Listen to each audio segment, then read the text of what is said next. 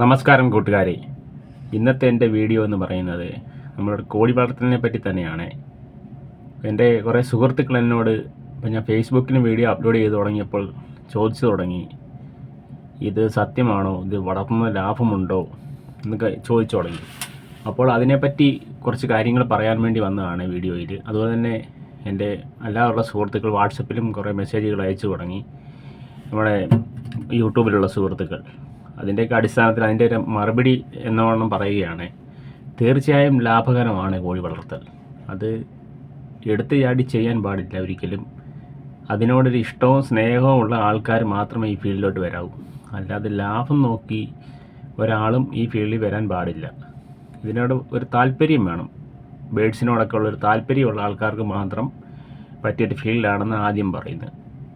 ഇതിനെ കോഴിയെ വളർത്തുമ്പോൾ മെയിനായിട്ട് ശ്രദ്ധിക്കേണ്ട കാര്യങ്ങൾ, ജീവനുള്ള ഒരു ജീവിയാണ് നമ്മൾ വളർത്തുന്നത്. കോഴി എന്ന് പറയുന്നത് ജീവനുള്ള ഒരു പക്ഷിയാണ്.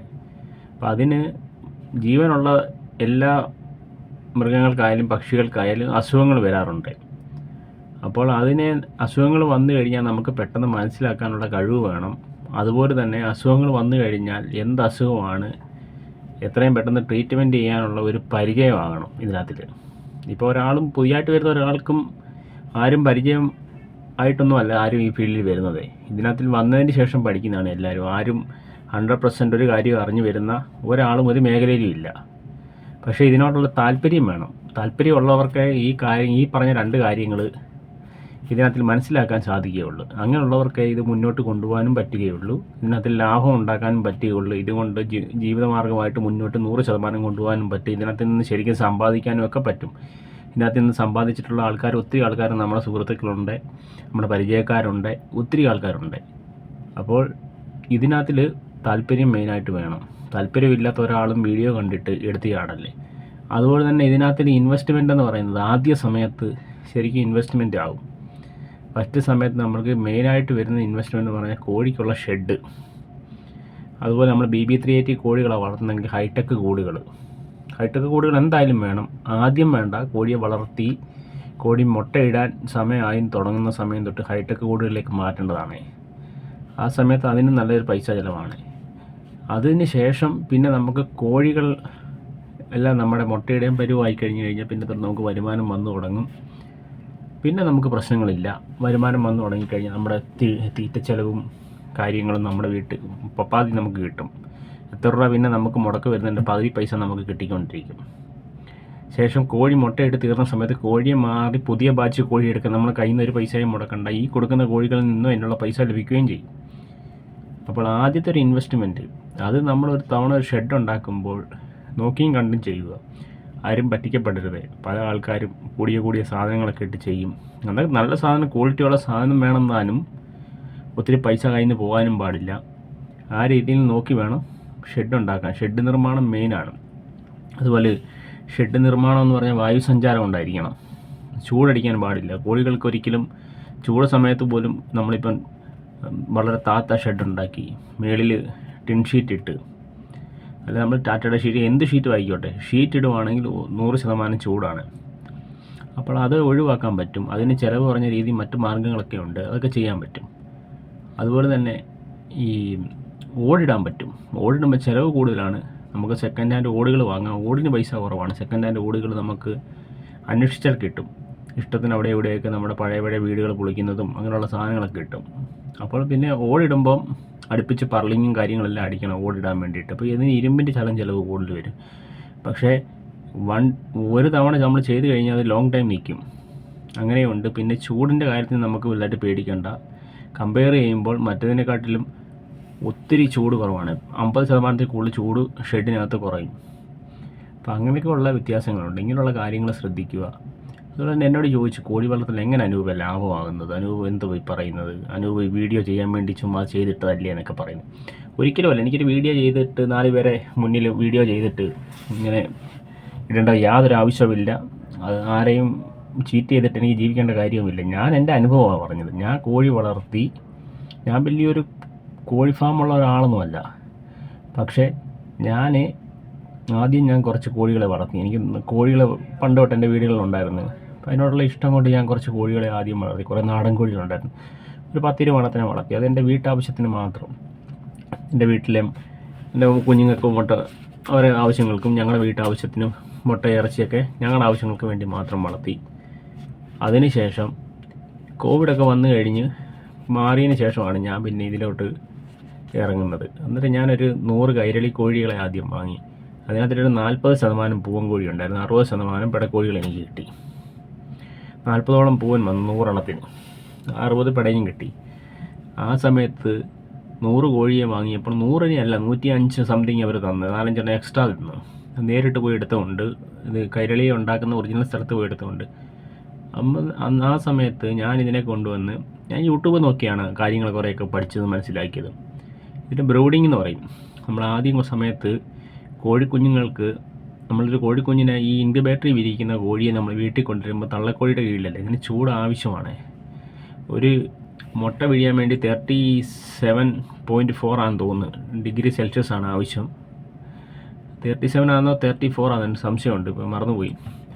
അപ്പോൾ ഇത് നമ്മളൊരു കോഴിയുടെ കീഴിൽ ഒരു കുഞ്ഞിരിക്കുന്ന സമയത്ത് ഇതിന് അത്രയും ചൂടും കാര്യങ്ങളും ലഭിക്കാൻ എപ്പോഴും ചൂട് വേണം. ആ സമയത്ത് കയറി അത് തൂവലിൻ്റെ അടിയിരിക്കും, അല്ലാത്തപ്പം തിരിച്ച് വെളിയിൽ ഇറങ്ങും. രാത്രി സമയങ്ങളിൽ മെയിനായിട്ട് കോഴിക്കുഞ്ഞുങ്ങൾ നിങ്ങൾ ശ്രദ്ധിച്ചാൽ കാണാം തള്ളക്കോഴിയുടെ കീഴിലായിരിക്കുന്നത്.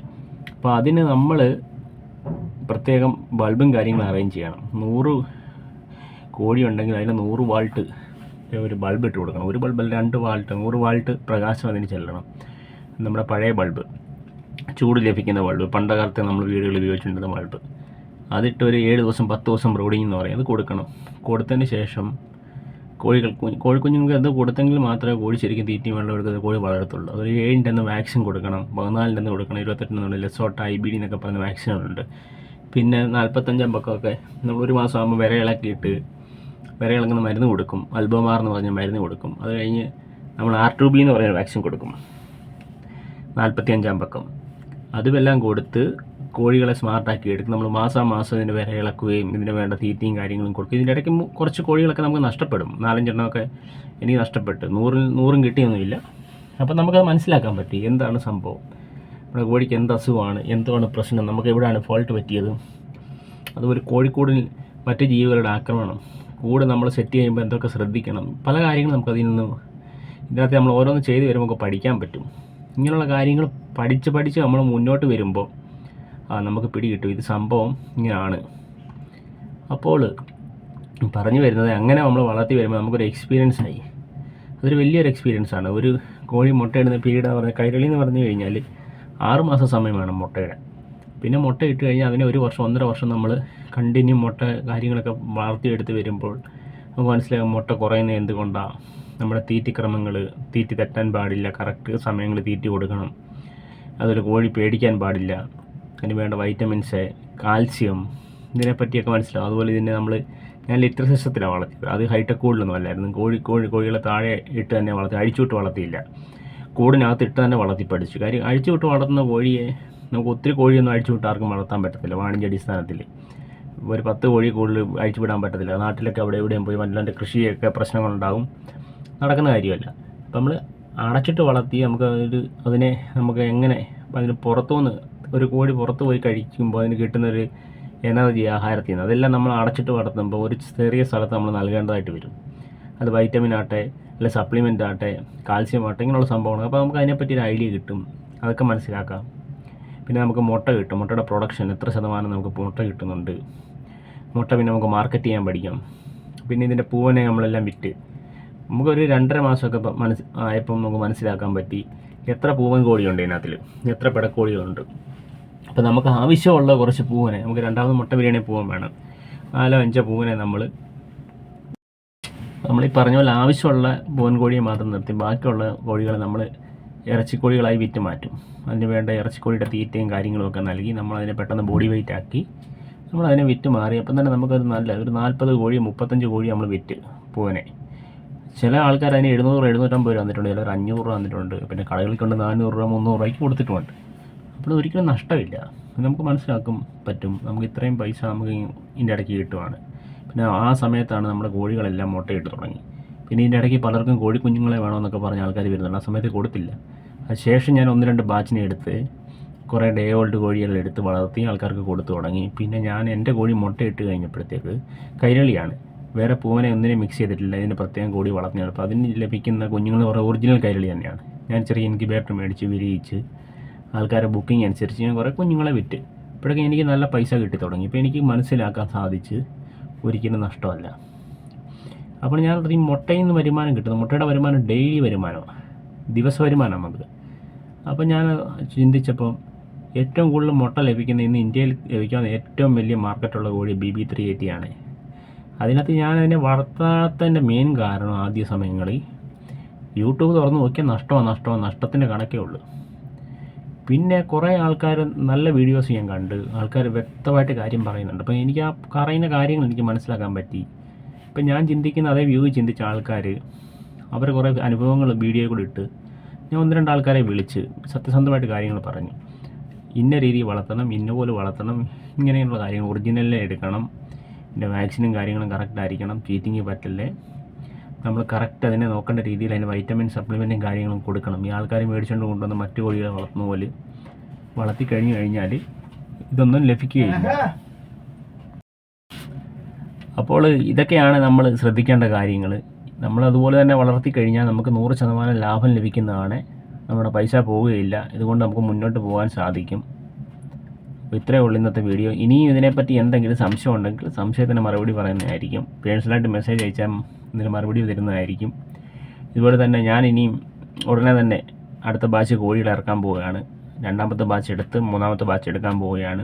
അടുത്ത മാസം ഇതുപോലെ തന്നെ കോഴിക്കൂടിൻ്റെ വലിയ പണി നടക്കാൻ പോകുന്നു. ഈ വർഷം ഞാൻ പറഞ്ഞ പോലെ തന്നെ നമ്മൾ 500 മുട്ടയാണ് നമ്മുടെ ടാർഗറ്റ്. അത് ഒരു 3-4 മാസത്തിനകത്ത് 500 കോഴികളെ നമ്മുടെ കൂടുകളിലാക്കും. അങ്ങനെയുള്ള രീതിക്ക് മുന്നോട്ട് പോകുന്നു. ഒരിക്കലും നഷ്ടമല്ല, ലാഭം തന്നെയാണ്. നഷ്ടമാണെങ്കിൽ ഞാനിത് ചെയ്യില്ല. അപ്പോൾ നന്ദി, നമസ്കാരം. ഇത്രയേ ഉള്ളൂ ഇന്നത്തെ വീഡിയോ.